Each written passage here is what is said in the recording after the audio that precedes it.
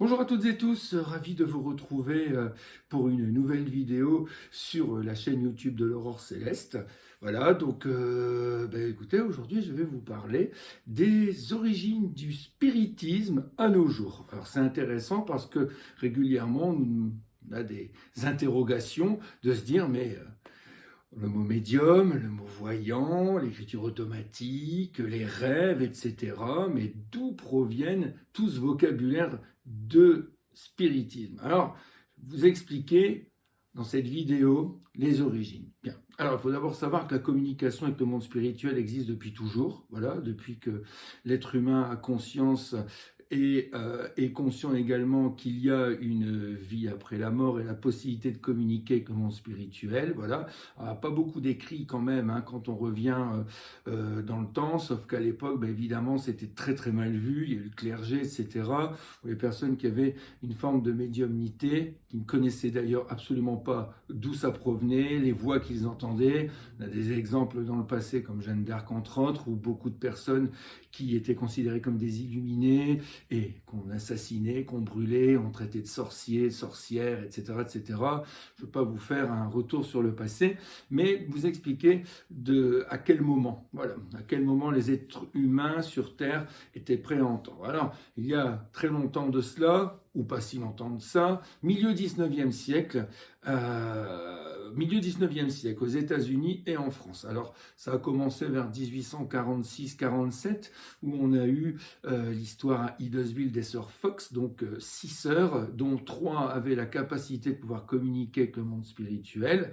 Elles ont réussi à rentrer en contact avec un défunt qui habitait leur maison. Alors, c'est suivi par énormément d'histoires, etc. Beaucoup de gens venaient, mais également des scientifiques de l'époque se sont intéressés. Elles ont dû renoncer, elles sont revenues sur leur dire. La maison des sœurs Fox a été détruite. Aujourd'hui, elle a été reconstruite. Beaucoup de personnes viennent se recueillir encore dans la ville d'Huddersfield, où il y a même une statue qui a été faite à leur effigie. Mais le point central, le grand démarrage, d'ailleurs, j'ai mis la petite statuette, j'espère que vous la voyez bien, c'est ce personnage. Et ce personnage, vous avez peut-être déjà entendu parler de lui, d'autres non, mais c'est pas grave. Je fais cette vidéo justement pour en causer. Donc le point central, c'est Allan Kardec. Voilà. Alors, Léon Rivail, de son nom, de sa dernière vie, sa dernière incarnation si vous préférez, est né à Lyon en 1804. Il est décédé ou désincarné en 1869 à Paris.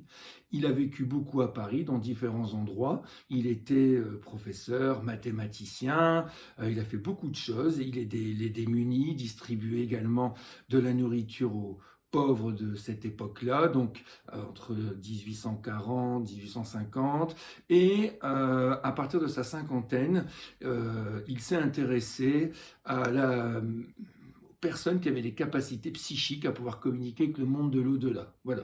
Il n'était pas lui-même médium puisqu'il faisait appel à différents médiums situés un peu partout en France. Et remettons-nous dans le contexte, évidemment, à cette époque-là, il n'y a pas Internet, il n'y a pas les mails, le courrier, on se déplaçait encore en calèche, voilà, l'électricité commençait à peine. Donc vous voyez un petit peu le contexte. Donc il envoyait par missive ou courrier, mais ça prenait beaucoup de temps, des questions et à différents médiums, donc situés dans le nord, l'est, l'ouest, le sud, et ensuite les résultats lui revenaient progressivement, et à chaque fois qu'il posait des questions, les réponses des différents médiums étaient les mêmes. Il en a fait donc un recueil, voilà, un recueil, un livre magnifique qui s'appelle, alors ça c'est l'édition que j'ai, c'est mon premier livre que j'ai trouvé, mais sachez que depuis, il est disponible sous différentes éditions, dont les éditions J'ai lu entre autres, ou également une édition lyonnaise qui est très bien. Le nom, je ne l'ai plus en tête là actuellement, mais ce n'est pas bien grave, se trouve très facilement aujourd'hui dans les bonnes librairies. D'accord, les éditions Filman, ça y est, voilà, qui d'ailleurs, l'édition Filman est un Lyonnais très ouvert sur le monde spirituel. C'est pour ça qu'il a repris tous les écrits d'Allan Kardec.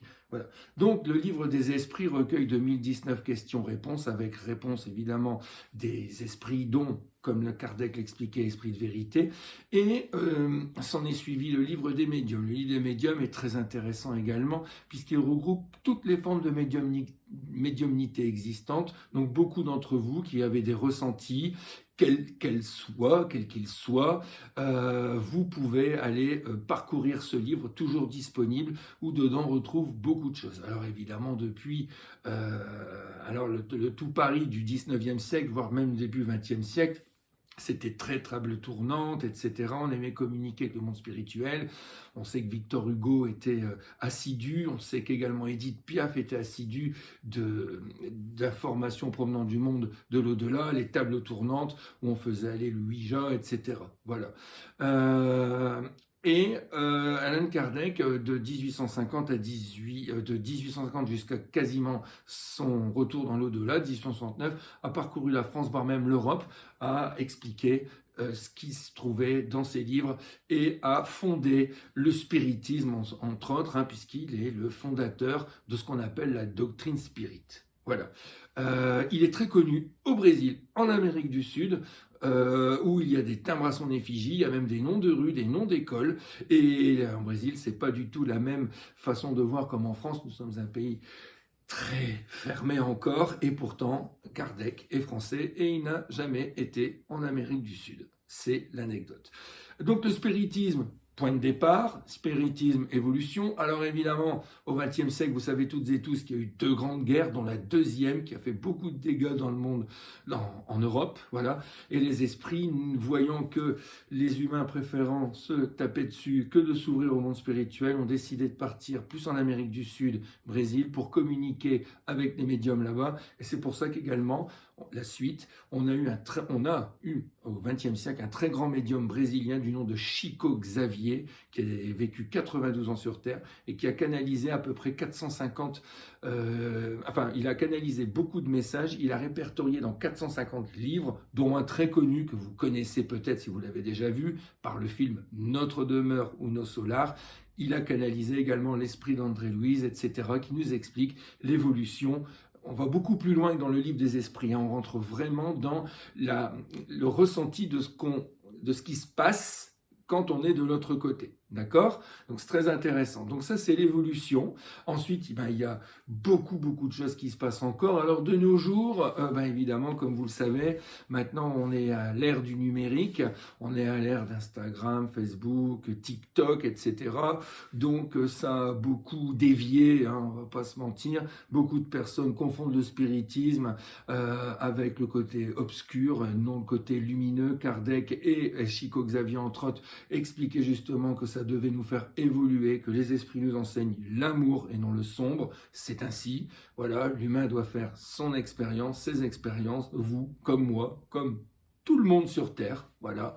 Et aujourd'hui, donc, il y a encore des associations d'Allan Kardec ou de sa suite, comme Léon Denis, ou ici, par exemple, dans le coin, nous avons le médium peintre Augustin Le Sage, etc., voilà, qui ont poursuivi l'œuvre. Et donc, il y a des associations qui poursuivent l'œuvre et qui proposent encore, à travers la France, des conférences avec des expériences médiumniques également. Voilà. Donc, il y a toujours besoin de s'intéresser à cela pour évoluer, progresser, et de nos jours, donc, on est présent, on est là, et on transmet un maximum de choses par rapport à ce monde spirituel qui nous attend au moment où nous retournerons de l'autre côté. Voilà. J'espère que dans cette vidéo, je vous ai apporté des réponses, quelques réponses. Comme je fais moi-même, je continue à lire, à m'instruire, à continuer l'apprentissage, parce que c'est très important. Dernièrement, je suis tombé sur un livre formidable du physicien Bolloré, qui a écrit avec un autre physicien un livre Dieu, les sciences, la preuve. Voilà, je suis tombé dessus il y a à peu près en octobre 2022, voilà, pour vous situer. Et ce livre est formidable parce qu'il explique toutes les théories qui existent depuis la nuit des temps sur Terre. Donc beaucoup se concentrent évidemment sur les derniers siècles, où on parle d'Einstein, Newton, tous les physiciens, les astrophysiciens également, les théoriciens qui expliquent que derrière tout cet univers dans lequel nous sommes, il y a une création, il y a une puissance énergétique qui a fait que nous sommes actuellement présents. Voilà. Donc, très compliqué d'ailleurs aux théoriciens matérialistes aujourd'hui d'essayer encore de nous dire qu'il n'y a pas d'énergie, qu'il n'y a pas une vie après la mort, etc., etc. Voilà. Donc, de nos jours, on continue le travail et je vous invite à continuer à vous instruire, à lire, assister des conférences. On en fait à la boutique L'Aurore Céleste, comme vous le savez, proposée par Aurore, moi-même et des intervenants extérieurs également. Voilà, tout peut se retrouver sur notre site l'aurorecéleste.com, rubrique conférences, ateliers, formations, et avec grand plaisir pour vous retrouver dans d'autres vidéos par moi-même, par Aurore, ou en binôme, ça dépend un petit peu des sujets que nous traitons. Merci de m'avoir écouté, à très bientôt.